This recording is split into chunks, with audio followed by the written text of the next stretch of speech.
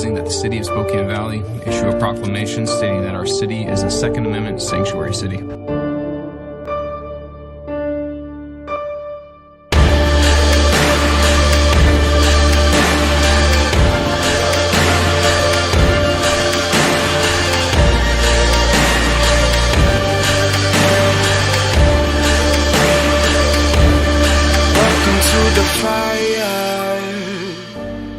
Welcome to the fire.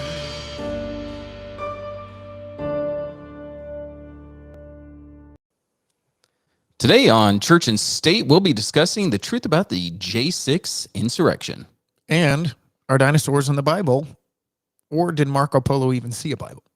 A Bible? See a dinosaur. Plus, I'm so excited about dinosaurs. There you go. Plus, we probably offend somebody.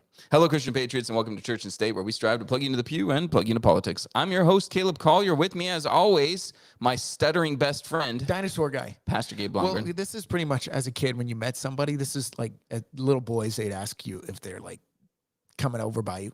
What's your favorite dinosaur? Yeah, how come people don't do that anymore? You come up to somebody at a party, you're a little awkward. You know, you don't know what to say. You go up to another grown man and you just say, "What's your favorite dinosaur?" You know, that's how you did it. I'm gonna start doing it.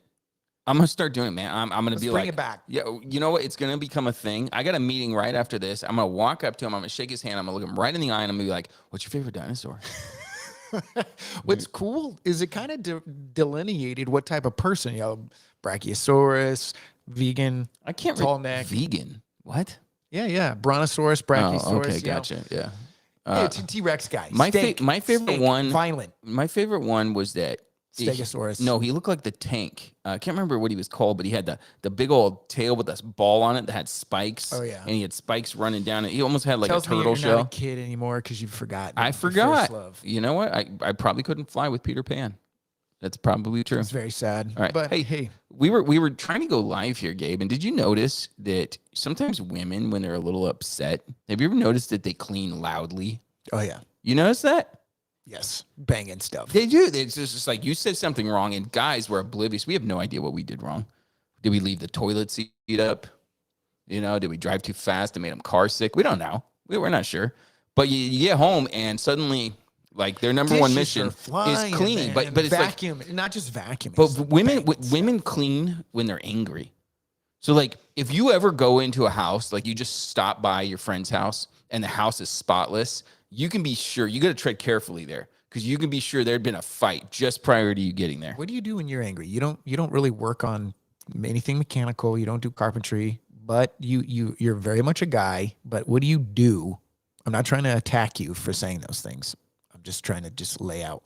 You don't, I throw I'll wrenches. go work, man. I'll go like chop wood or what? Yeah. I got the fireplace out there. Sometimes I know you like to make a fire just to stare at it. I do like that. But like maybe go shovel the walk. It's wintertime. I'll go be like, I'm gonna go handle I think what you do is you take a piece of paper, a TPS report, and like throw it or something like that. I do have a lot of TPS reports. I've seen you yell at your computer. And if I'm angry, I am not going anywhere near a computer. That's gonna make me angrier. Most of the time, I just want to throw these things. A handgun shot to a computer. I want to try it someday. No, like the Office Space, man. Baseball bat to the copying machine. Yeah. Let's do it. All right. Hey, go to our website, churchandstate.media. Take advantage of all of our fine affiliates. We've got that new one. We're super excited about the Tuttle twins. You got to get these books for your kids.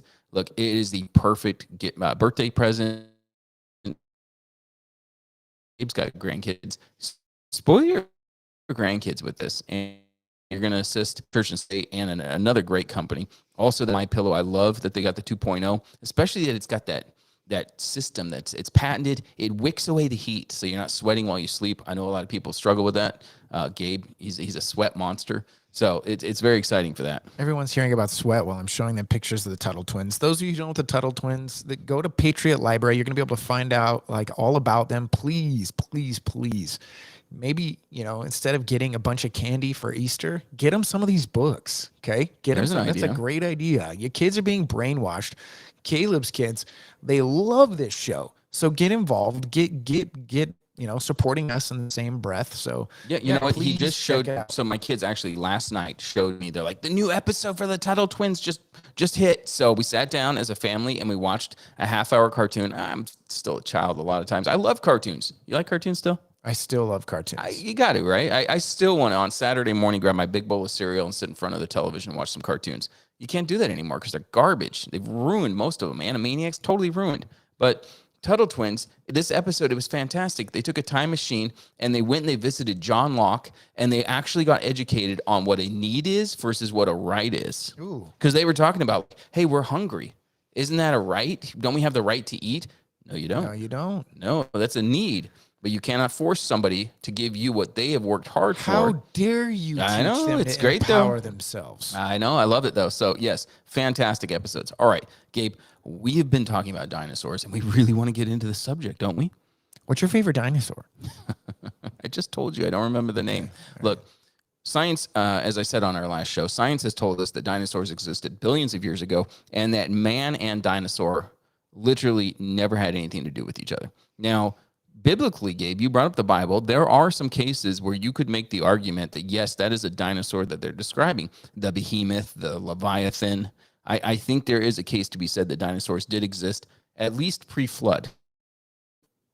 I also think that there may have been a few post-flood, but I agree with you. more of the Well, obviously, aquatic nature. We're going to get into Marco Polo. Obviously, they did. You're not going to survive a major flood on land, but something out there in the ocean Well, may we have survived. hold on. Let's pause here a minute because Marco Polo describes land-based dinosaurs, and we're going to get there in a minute, Yeah. Gabe. Now, you and I are fascinated. I hate to bring it up again, but here we go again.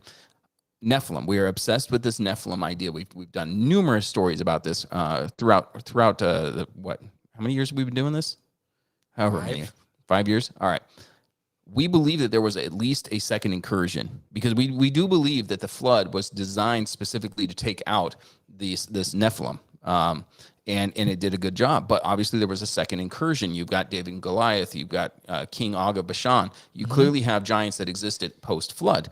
Now, we believe through reading the book of Enoch that not only did these fallen angels sin against man, but also against beast. Yeah, and they also, I almost said the Bible. The book of Enoch also tells about them sinning with plants. Mm-hmm, exactly. And we see that plants were astronomically large, way different than what we have today. So things were out of order. This is my adage, go stand in a doorway. When you look at the doorway, Caleb, it's been based by looking at the doorway, a human being. Your average person, or 5'8", 5'6", anything. Yeah. So yeah, everything that the creator of a home does is based on the occupant. Okay, you look at history. Okay, God built human beings to roam and to be free and to be dominating, dominion. Okay, when you see objects like man-eating plants, which they existed, you see forms of aquatic beasts, turtles that were 10 times the size. Something got off somewhere in the scale. Something went off. Something went awry. I guess what it winds down to, Gabe, is you and I both believe, and I don't want to put words in your mouth, but we both believe that Nephilim were not only hybrids of human and fallen angel, but Nephilim were also hybrids of fallen angel and animal. Yes. So these dinosaurs, we don't believe that they were created by God, actually, that this was a hybrid entity. And so we believe that dinosaurs... As intriguing as dinosaurs are, I don't feel that dinosaurs really glorify God. Not unless you tell me, and people like to tell me this, well, the original T-Rex, he had no desire to eat meat. Dude, the way he's built, he's a carnivore. His gigantic teeth he's are a killing meant to machine. shred. Yeah. Your saber-toothed tiger, that's not a vegan. His teeth came down to the sides, man. You look at him eating like grass, not going to happen. So do I have to These start are killing asking you a new question? Do I have to start asking you not what's your favorite dinosaur, but what's your favorite Nephilim? Ooh. Yeah. Yep. Maybe. Yeah, All right. maybe. Hey, let's let's into go it. on. So the book of Enoch, Pliny the Elder, we see the reference to dragons a lot of times in scripture, but so be it. There is something that Marco Polo has said. Yes. So there's a story that's coming out of the travels of Marco Polo, Venetian. And he leaves a city by the name of Iaco and travels 10 days in a westerly direction where he reaches the province of Karazhan. which is a chief city apparently. Here And are there seen are- huge serpents. So listen to how he describes them: 10 paces in length and 10 spans of the girt of its body. At the forepart near the head, they have 2 short legs having 3 claws like those of a tiger, with eyes larger than a 4-penny loaf and very glaring. The jaws are wide enough to swallow a man. The teeth are large and Okay, sharp. stop. And their hold on, I'm almost That's done. And their whole huge. appearance is so formidable that neither man nor any kind of animal can approach them without terror. So let's break this down, okay? So that I was the how he describes it. All right, 10 paces in length. Very detailed. That's 30 feet. All right, 10 spans of the girth of a body. It's about 7 feet thick, assuming a span is 8 inches. All right, it says it's describing these claws. What's the joke about T-Rexes, right? They have little arms, right? Yeah, they can't reach anything. No, and then being able to swallow a man, right? So this is a great description of a T-Rex. When I read this, what do you see, Gabe? Do you see T-Rex? It does describe the forelimbs as being short, which is very typical of a T-Rex. And he literally says in the forepart near the end of the head, they have 2 short legs.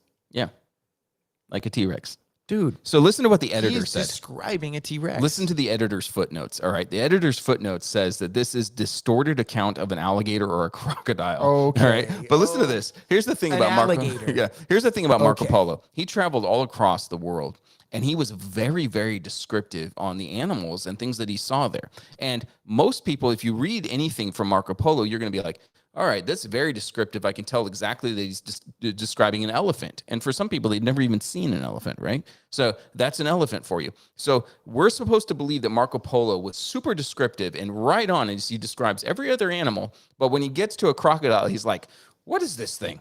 Well, it's something weird. It's got claws and its jaws can swallow him. No, Okay. absolutely not. If he would have said they have 4 short legs, okay, there's something to be said about things not there. Do math, okay? Do math. Think about it. He didn't say 4 short legs. Alligators have 4 short legs. He would have described that. He would have said something to the effect of a massively long tail, okay? Well, yes, and it gets even more interesting, Gabe, because he actually describes how the inhabitants of this land hunted these things. Okay. Because the argument has always been said that we could not have existed with dinosaurs because dinosaurs would have killed us all off. We're no match for these things at all. But they're forgetting something about humans. They're smart. We're brilliant.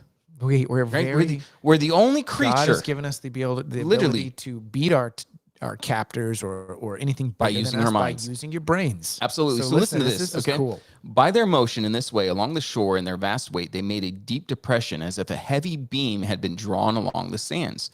Those whose employment is to hunt them observe the track by which they are most frequently accustomed to go, and fix into the ground several pieces of wood armed with sharp iron spikes, which they cover with the sand in such a manner as not to be perceptible.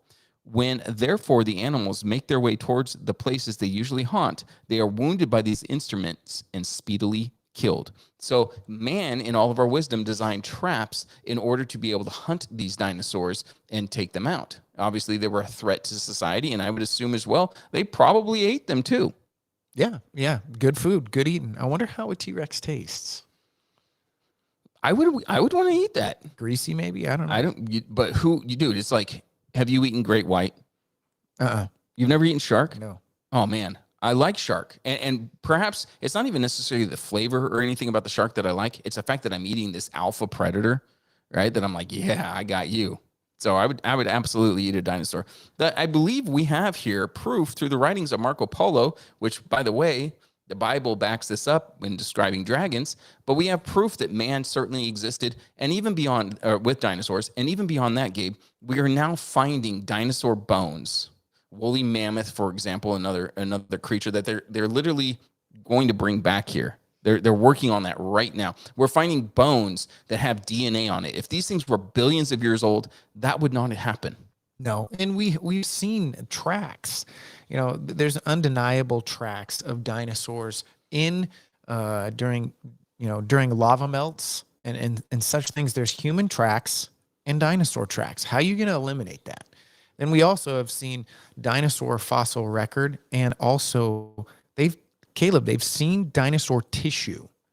How can you have tissue that survives millions of years? It's impossible. Billions of years. It's Yeah. impossible. It's impossible. Absolutely. So So we have to be okay with the flexibility of the story. What throws a lot of people is the inflexibility of the Bible. That's a hard one. So yeah, moving on. But it's been proven true over and over and over again. So what are you going to believe? Science that is constantly changing, science that tells you the world is flat, we're the center of the universe, that you should take the vaccine and it's perfectly safe, things like that. You going to trust science, or are you going to trust something that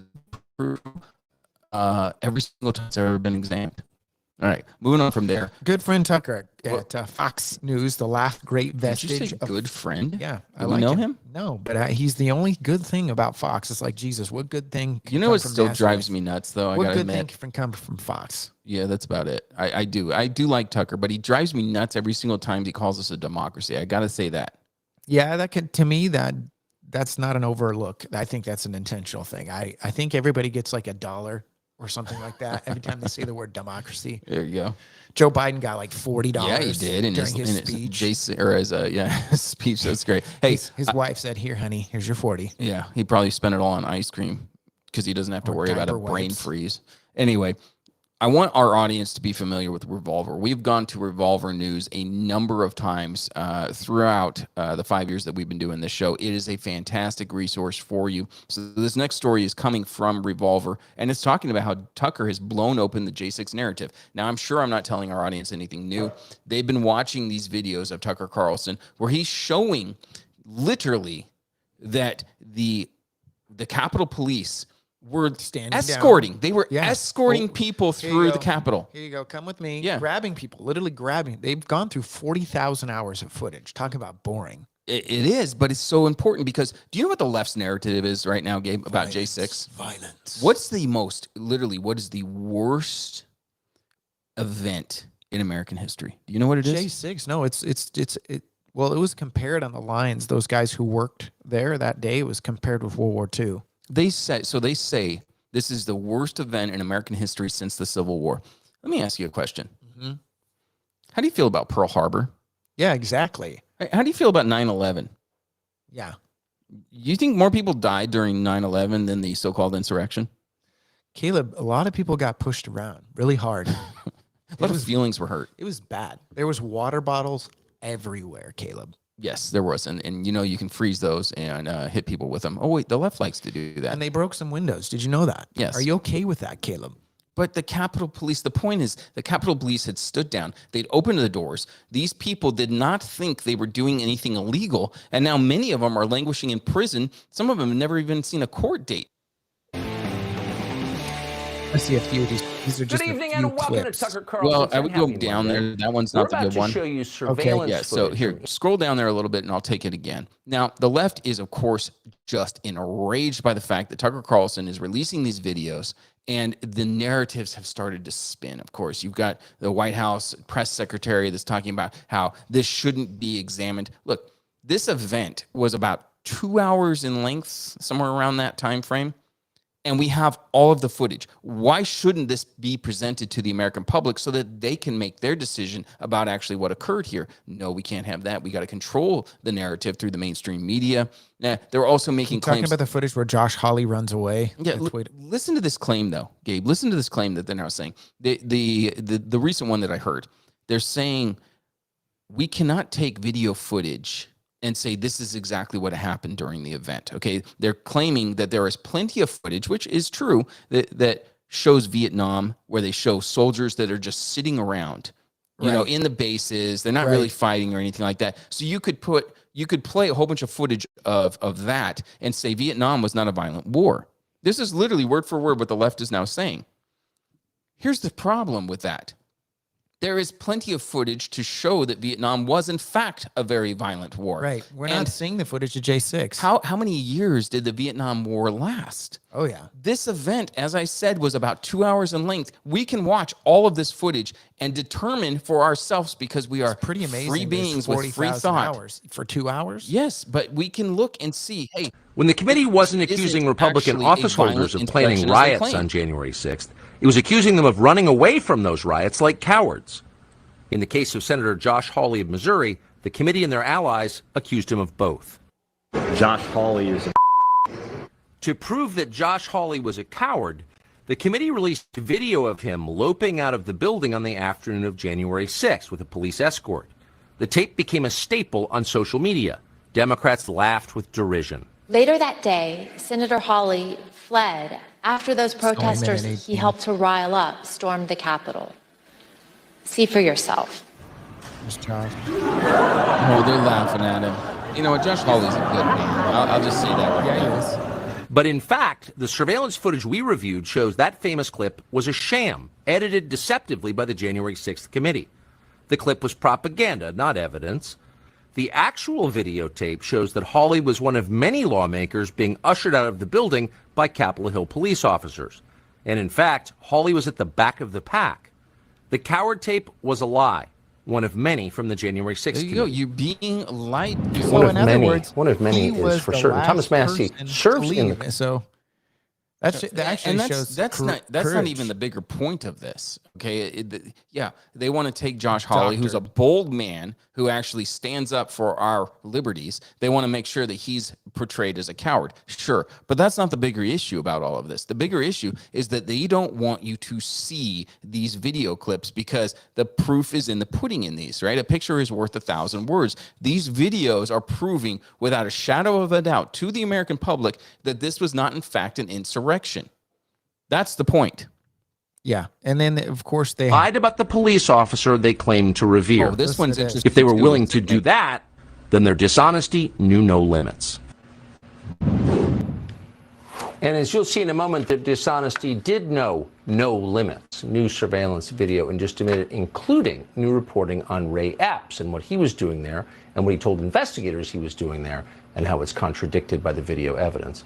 But first, to assess what we just saw, Charlie Hurt of the Washington Times joins us now. Charlie, thanks so much It's a little bit of a for longer coming on. video, So if you I'll fast forward into passed the Brian Sicknick where way, it shows him, Truly- right? So they said that Brian, and here it is. exploit, and as Joe Biden said, Exactly. oh no, this is also about white supremacy, and you know nobody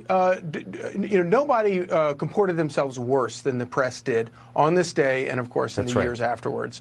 And the best example of it is to look at the degree to which so many people in the press are so upset that you got the tapes and that you're going to release the tapes. I've never heard of this. I've never, in all of my life, I've never known a press that didn't want information to be released. So That's Brian what we've Sicknick, been for those fighting of you- for since the invention of the printing press. And now we have all these people. They're so committed Video is a form of to print. sort of You- the Yes, big lie absolutely. that It's the media. government tells Yeah. that they'll do anything, Why are they horrified? including 'Cause it shows the denigrating truth. the name of a good police officer and trying to hide Oh, you're the truth denigrating Sicknick in because order he was to sort alive of when you prop said he up was this dead? propaganda.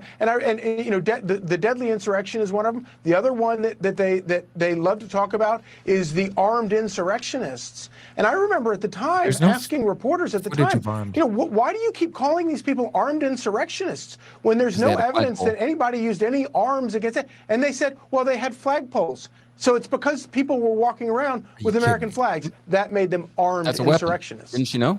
In the modern I should America, say Look for how people people that are have been liking it. in journalism all your life, It's your like father a was a journalist, tour. you grew up in this business, and I agree with you. It's shocking to see how thoroughly And here's another element that has occurred Disturbing. as of late. Tucker Carlson is being attacked. He's and not only being attacked by the usual suspects, he's also being attacked by Fox News currently. All right, so I wouldn't be surprised if Tucker Carlson is in the hot seat, and we might even see him get attacked in such a manner to where he's removed from Fox News. It really wouldn't surprise me at all there. But they're of course doing. I've seen stories come out where Tucker Carlson talks about how the fact that conspiracy theories are extremely dangerous. This is from years ago, I think from 2006, right? So they're trying to attack his character. All right, they're trying to say, look, he's just a guy that's capitalizing on this in order to make more money or become more powerful, right? They are releasing footage where they said Tucker Carlson hates Donald Trump, right? So they're trying to go after the man's character because he's the only one who has released this information for your viewing pleasure. Yeah, and I'm so glad that we have this footage. I don't know what we're going to be able to do now other than just show it, but it definitely destroys the narrative that this was the most horrific thing that ever happened in U.S. history. The best thing to come out of this, Gabe, is that more and more people are going to become awake to what the government is currently engaging in. Look, they can pass all of these laws. They can pass laws like putting Gabe and I in prison or into a psych hospital in Washington State. HB 1333. But here's the point. The more people who become awake to what is actually going on in the United States, the more people who start to question the official narrative, it's that V for Vendetta, Gabe. Ideas are bulletproof. Yeah. You cannot stop all of this. And that's what they're so afraid of. This is the first time that we had a V for Vendetta moment where the masses, you know, we've talked about this quote from Bug's Life where the grasshoppers look at each other and say, hey, if they figure out they outnumber us, if they figure it out, we are screwed. So goes our way of life. So this is where they have to crush the very first time the masses use their numbers in a way that was actually, I believe, constructive. Now, obviously, they fell for the trap. They went past the barricades. Somebody should have suspected it. Of course, this was all planned. It went far better, I believe, than what the left had hoped to happen. Absolutely. I mean, you look at what was going on. But they have to crush this narrative. They have to shut it down. And here's the proof, right? During the election, you had business owners. There's video footage of this all over the country. You had business owners who were putting plywood over their windows, over their doors. And why were they doing that? They were worried that Donald Trump was going to win and that there would be riots throughout the United States because the left promised to do that. And everybody from the left would have done it, and it would have been socially acceptable. Absolutely. It would have been applauded. The newscasters would have been encouraging it. Yes, absolutely. They would calling it expression of free speech. Yes. And so what do we do as conservatives, as Christians, as patriots? What do we do when we knew full well that the election had been stolen? We saw that things that go bump in the night. We saw that. You can't. And what did we do? We went to Washington, D.C., and we peacefully strolled through the Capitol, and we were led around by the Capitol Police. Wielding American flags. flag. Yeah. How dare you? Yes, so there's the difference between the two people groups that make up the activists in the United States. I do want to say this, Caleb. If you think that's an insurrection, don't say it. You don't want to see what an actual insurrection is. Oh, man, here we go. Was there a knock just at our door? Hey, Mr. Blomgren, we need to take you into the internment camp. We need to re-educate you. Of course. And Gabe, if we do end up in the insurrection camp, I got to just say this. I get top bunk. Oh, okay. It's going to be a great Bible study. A lot of people are going to come to the Lord. Yeah. Yeah. A lot of people coming to the Lord. I mean, Hogan's Heroes, though, I will escape. Oh, without a doubt. My ninja skills. I liked The Great Escape better. It was Steve McQueen. Yeah. I'd be that guy. I'd be constantly in the box because I'd be just trying to constantly escape whatever it is so I can go out there and preach the message to more people. That's what it's all about. All right. Well, here's to you, Tucker. Thank you. Thank you. Yes. Church and State is sponsored in part by the Constitution Party, empowering you to put faith into action. With that, Church and State is out. God bless.